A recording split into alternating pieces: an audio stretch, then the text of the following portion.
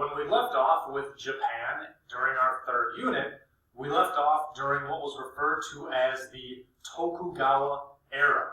And recall that after the earlier spread of Christianity and Western weapons such as guns in the 1500s, the Tokugawa leadership decided to close their ports to the west, and only the Dutch had been allowed to visit Nagasaki Harbor once a year. In the 1800s, as American merchants and whalers began to sail in the Pacific, the Japanese actually imprisoned or executed any sailors who came ashore, either on purpose or via shipwreck. So it was a very harsh policy. Now, in the 1850s, the United States of America decided to open Japan up by sending Commodore Matthew Perry with a fleet of coal-burning ships to Tokyo Bay. His mission was essentially to impress the power of American technology on the Tokugawa government and force diplomatic relations so that he could open Japanese ports to trade. Now, Commodore Perry gave an ultimatum, and he also provided a white surrender flag to Japanese leaders. Aware of what the British had done in China with regards to the Opium Wars, the Japanese capitulated, and they let the Westerners into the islands, signing a treaty in 1858. Some daimyo lords accused the shogun of humiliating Japan by signing this treaty because they wanted to use the impending crisis to increase their own power. By the early 1860s, many wondered whether the shogun was even powerful enough to enforce their edicts. A delegation was sent to Europe in 1862 to try and prevent any further unequal treaties. And by the time the delegation returned the following year, the Tokugawa were facing militant ronin. Remember, ronin are samurai without masters. They're facing militant ronin who yearned for these days when their military training was prized and useful. Some of these rebels flocked to Kyoto and proclaimed under the banner of their child emperor, "Revere the emperor, expel the barbarians." Now, caving in to these Westerners really angered many, and it did lead to civil war. In the end, a faction of younger samurai from the south came to power. They removed the shogun and returned to power the 15-year-old Meiji emperor, and Meiji means enlightened.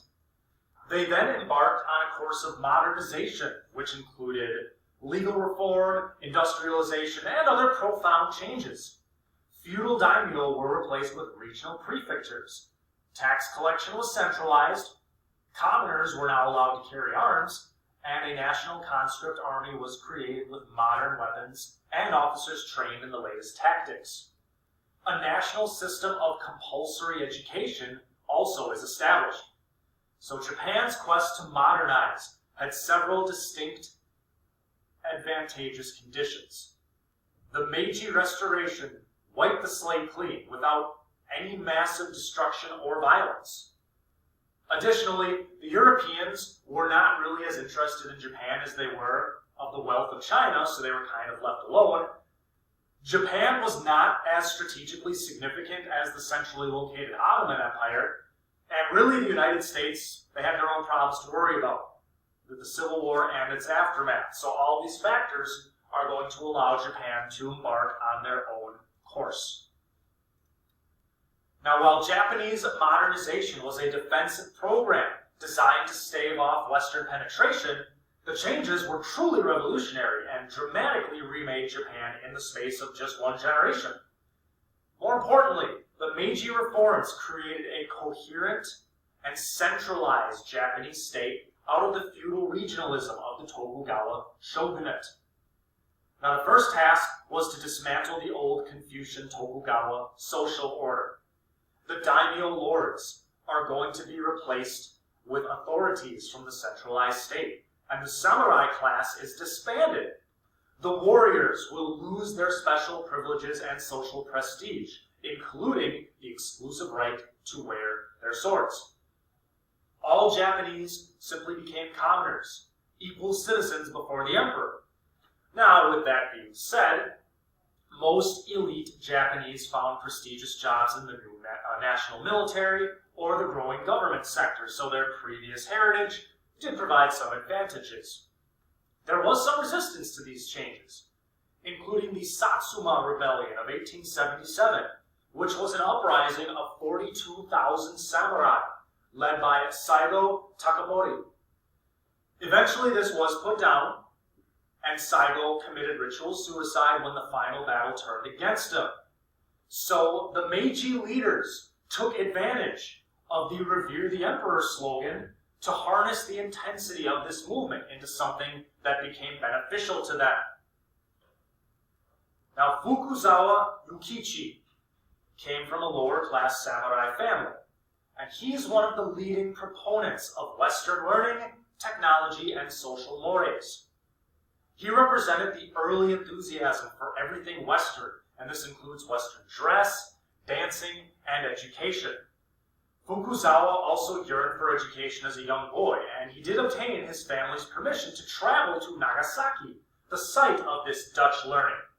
He studied Western medical and scientific texts, and believed them to be superior to China's own texts. He was even a member of that 1862 delegation that went to Europe to learn Western ways, and he ended up staying out of the power struggle that led to the Meiji Restoration by occupying himself teaching economics at a university in Edo. He coined several phrases, including civilization and enlightenment, as well as rich nation, strong army. And he advocated for what was called enzetsu, the concept of public speaking or a free exchange of ideas. This was such a new idea to the Japanese that he made up the word. Enzetsu was made up by Fukuzawa to roll with the changes, and Japan really is becoming a society where the rulers will have to take the opinions of the masses into account. Now, following along this line of modernization, just like how the Japanese had previously were able to pick and choose what they took from China, so too did they pick and choose what they adopted from the West. Now, after an initial period of wholesale adoption of all things Western, the Japanese really began to select certain aspects of the West, but fuse them with their own cultural traditions. Fukuzawa himself returned from a trip to the newly unified Germany in 1873. He came away very impressed with their new constitution. The Meiji Constitution, by consequence, was indeed modeled on the German one, but it stated that this constitution was a gift from the emperor who descended from the sun goddess. So we have a new constitution, former traditions. It was very telling that this constitution was actually based on the model of imperial Germany, rather than liberal Britain, where elected representatives wielded power. Now, the universal education system of Japan blended Western science with Confucian ideology and loyalty to the emperor. Shinto became an official state cult, while Christianity didn't really make much headway in Japan. While the Meiji Restoration did open up some new possibilities for women, and there were a few figures who began to explore a feminist alternative for Japan, the state was unwilling to give women many political rights and banned them from joining political parties until the 1920s. To make ends meet, many rural families are going to send their daughters to work in the government-run factories. These young women are paid very poorly, and they are strictly supervised. They're also forced to live in dormitories and are really worked to the bone. One activist argued for full rights for women, and that led to this Meiji slogan of good wife, wise mother. Now, at the center of it all was a state-guided industrialization program. The government constructed railroads, harbors, and telegraph lines, and they directly invested in heavy industry. Japanese ministers did not want to leave economic development to market forces because they viewed, you could say they viewed government control as more conducive to social harmony rather than competition. To speed up the process and to promote large-scale industry, the government favored the formation of large industrial combines that were called zaibatsu. These zaibatsu, which were family-owned vertical monopolies such as Mitsubishi, collaborated closely with the government and eventually led to less of an emphasis on liberal free trade economics. In the space of just one generation, the Japanese reform program radically transformed the nation into a more modern industrial society. Now, looking ahead here, and this kind of presents a clear contrast to how China confronts the West.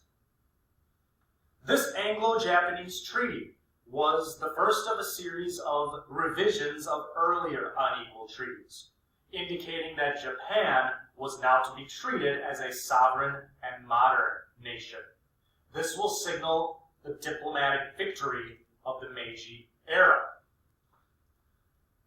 Now, Japan will go to war with some of the larger land-based empires that we've seen. In defeating the Chinese in the Sino-Japanese War, Japan gained control of Korea and Taiwan, and also forced the Qing to grant treaty ports and extraterritoriality to the Japanese. Now, in pushing for reforms in Korea, the Korean king allied with the Japanese, but then actually went and sought aid from the Russians. So for the next 8 years, reformers backed the Japanese while the crown backed the Russians.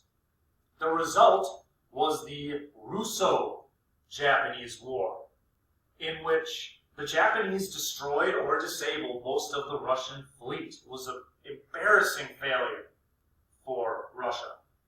The United States supervised the treaty negotiations, as you can see from Teddy Roosevelt in the picture. And the Japanese began to assume full control of Korea, which they annexed in 1910. Its defeat of Russia was noteworthy, as this is the first defeat of a major European power in the era of imperialism. And Japan really needed to be counted among the great powers of the world. Japan's victory actually inspired nationalists in Asia and Africa and convinced them that these Europeans were neither superior nor invincible.